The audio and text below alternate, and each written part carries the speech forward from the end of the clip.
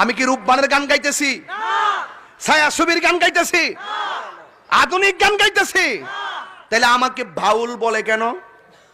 তার মানে বুঝতে হবে ডাল মে কুচ কালা হে। আসলে তারা যে পারে না এই জন্য জ্বলে। আমার মতো পারলে তারাও গাই লইলে।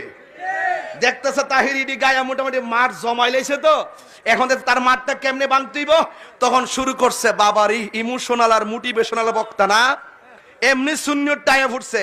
অতই সোজা তাহিরি মতো লক্ষ লোক লিয়ে কথা কও। 22 বছর ভিতরে 20 বছর প্রধান অতিথি ছিলাম, নাম 6 নম্বরে থাকলে সবার পরে ওয়াজ করতাম। ছাত্র জীবন থেকে তাহিরিকে মুরব্বী আলেমরা ভালোবাসছে, ওরা আমাদেরকে দেখেছে, যাচাই করেছে, মাঠে এমনি ছাড়ে নাই।